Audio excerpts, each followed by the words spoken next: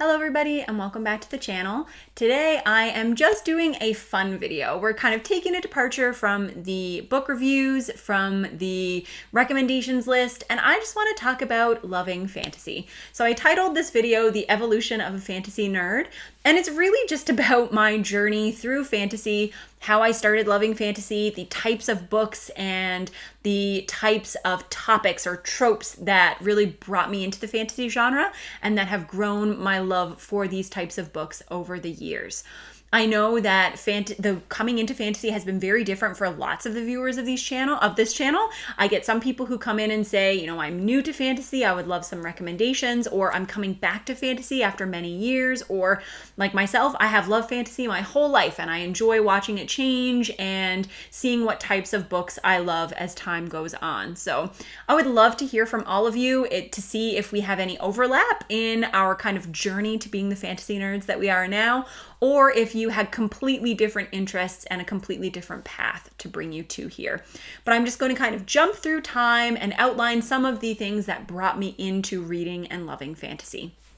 And if we're going to start at the beginning, then I have to start in childhood. So I have been a fantasy lover for as long as I can remember. And in childhood, that mostly came from the types of children's stories that I think really foster an appreciation for magic and the imagination. So when I was young, I was obsessed with fairy tales, like fairy tale compendiums of kind of classic fairy tales, and they could be dark tales, they could be princess tales, they could be magical creatures, anything. We had a bunch of bind-ups of different types of fairy tale stories, and I wanted to read them over and over and over.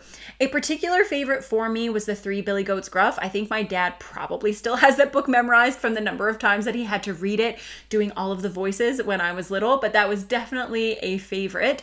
Along with a book that I have talked about before on the channel in the fantasy books that shaped me as a person, and that is Harold and the Purple Crayon. So Harold and the Purple Crayon has long been my favorite children's book, and it's one of my favorite books to read to my kids, but it was absolutely one of my favorites as a child.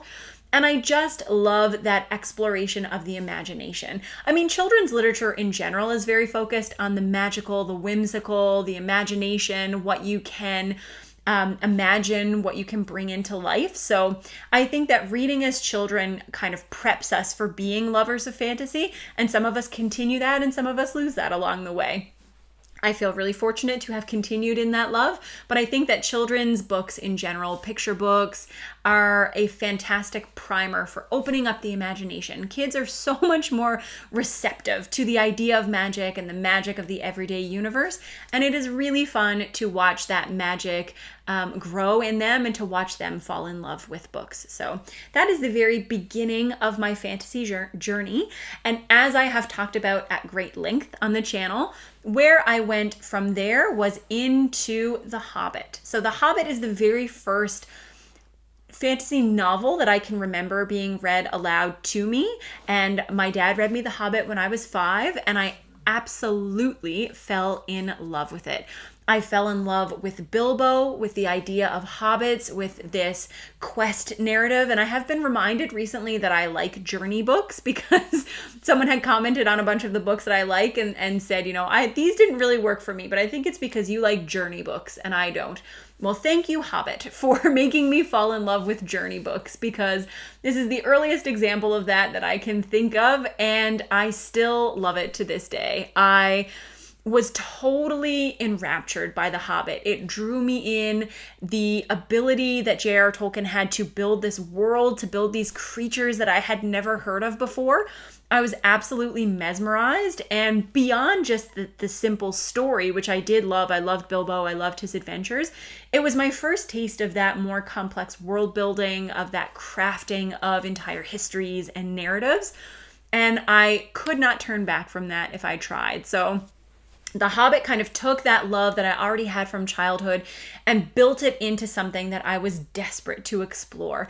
After finishing The Hobbit, I immediately wanted to read The Lord of the Rings. My dad said I was not old enough, so I kind of crept into his room and tried to take them and read them, and no, I was not old enough. I could not read The Lord of the Rings when I was 5. but it made me desperate to want to read them. And The Lord of the Rings was kind of like this beacon that stood out in my mind. It was this goal that I had to work toward. And every book that I read was kind of bringing me closer to that. So that was my own fantasy journey and the book that I was so much looking forward to getting to read.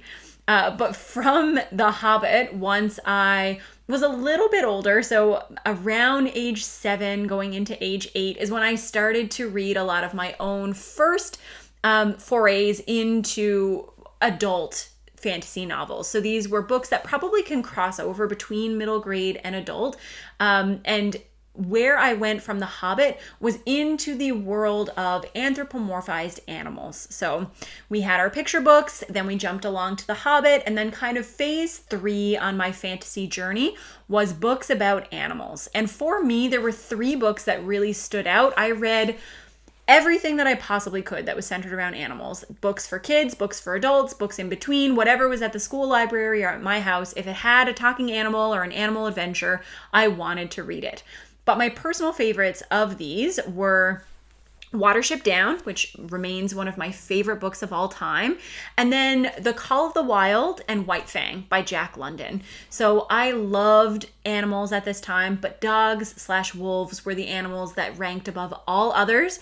And I think this is where that kind of imprinted on my mind. This is where it would be determined.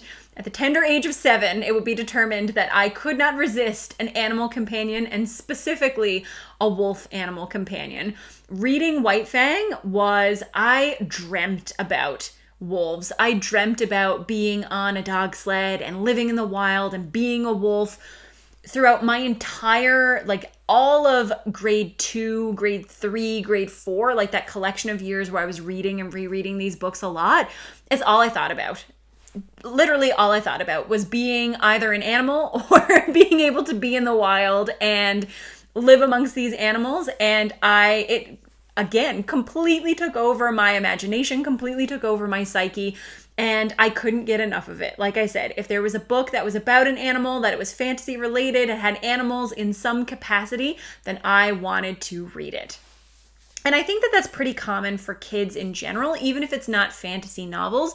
We all go through this period of fascination with the natural world and with animals or dinosaurs or whatever your creature may be.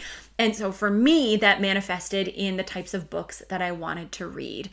And speaking of magical creatures, from my love of anthropomorphized animals, I then transitioned into wanting to get any books that I could about magical creatures. And specifically for me, the magical creature of choice was the dragon.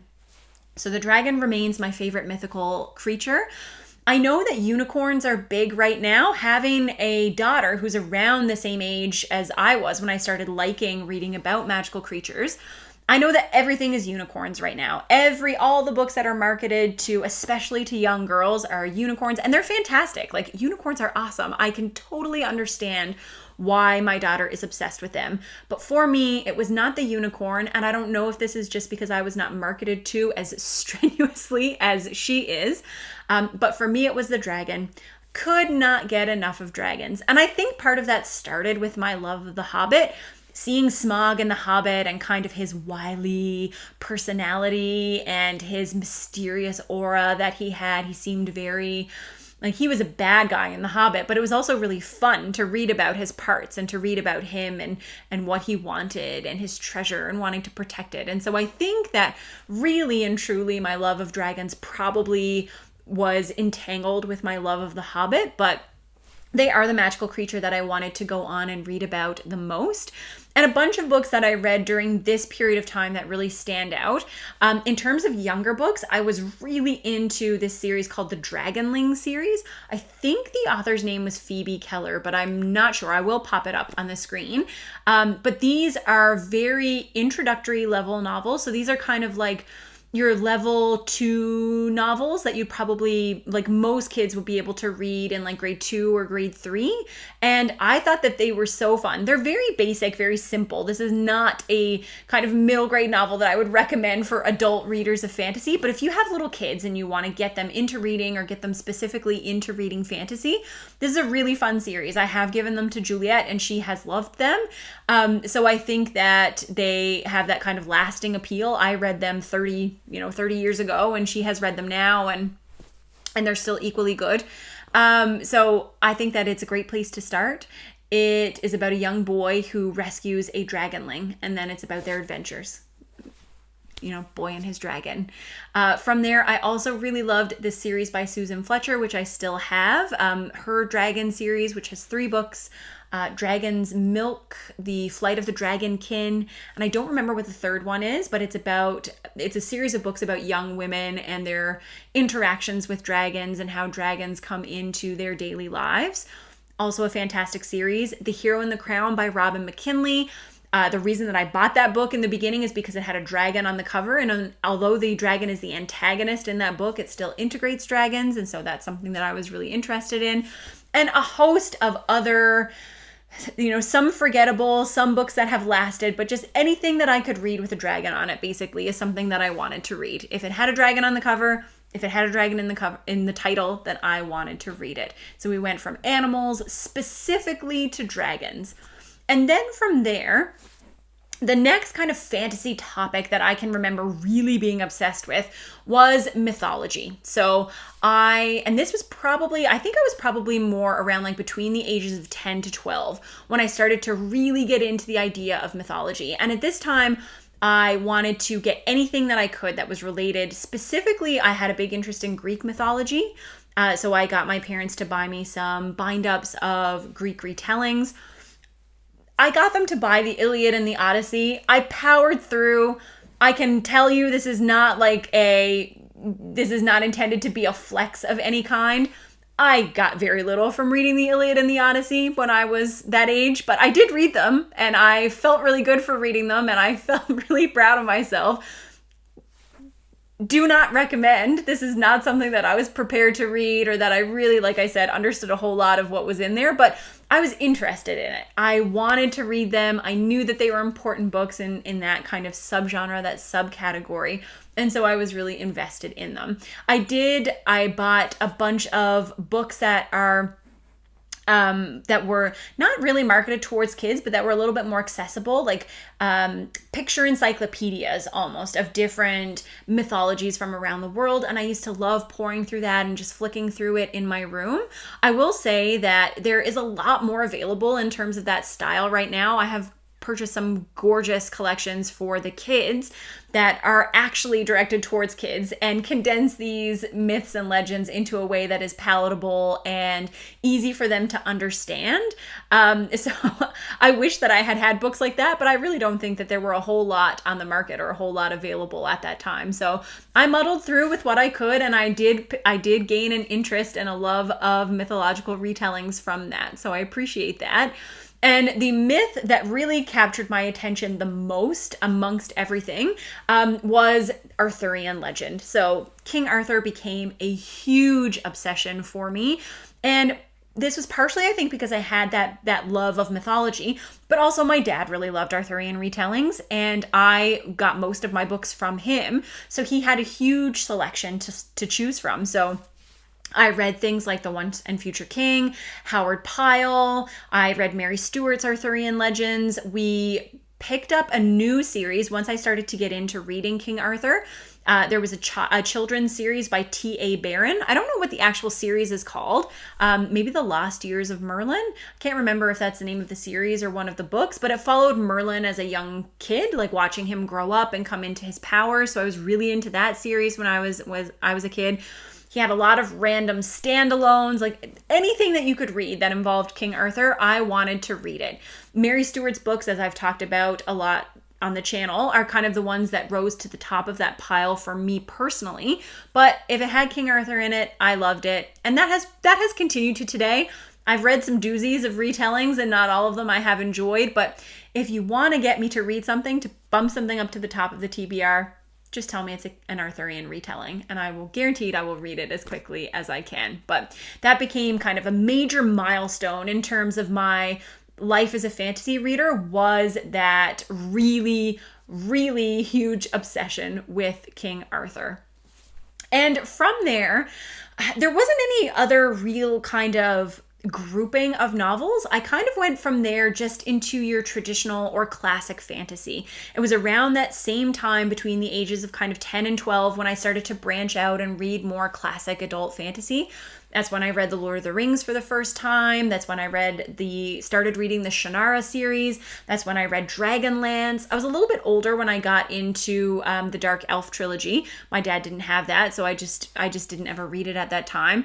I started reading Terry Goodkind. There were a bunch of kind of classic or 90s fantasy stories that I read during those years.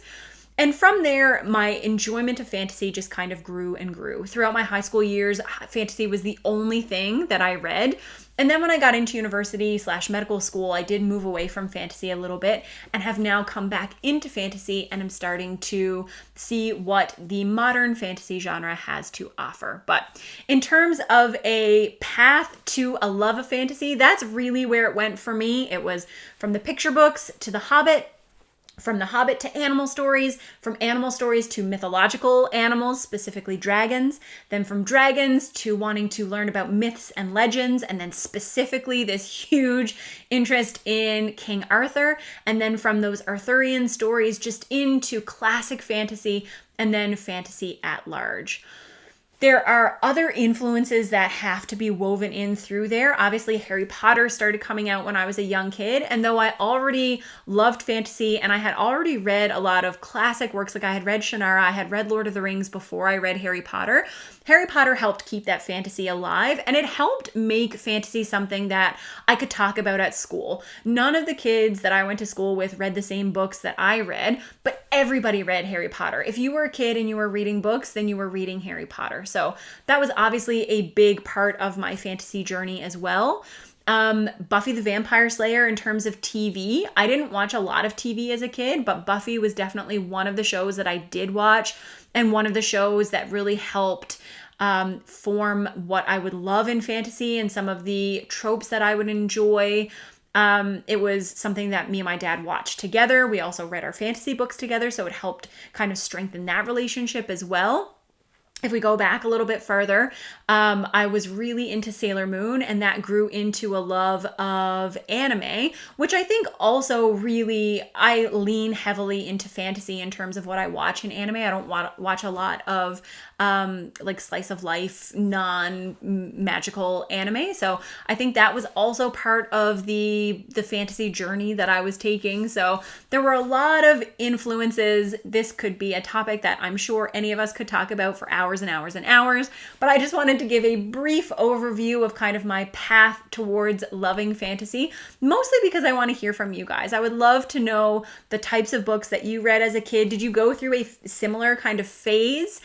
I know for anyone who has kids, all like toddlers and children seem to go through very similar phases of their life in terms of their interests and what they're into. So I'm wondering if it's the same for us fantasy lovers. So please let me know. Hopefully this was not too out of left field. I recognize this is a bit of a weird topic in terms of what I usually talk about, but hopefully you enjoyed it. And if not, I will be back with some regular content soon, and I will see you with another video soon. Bye.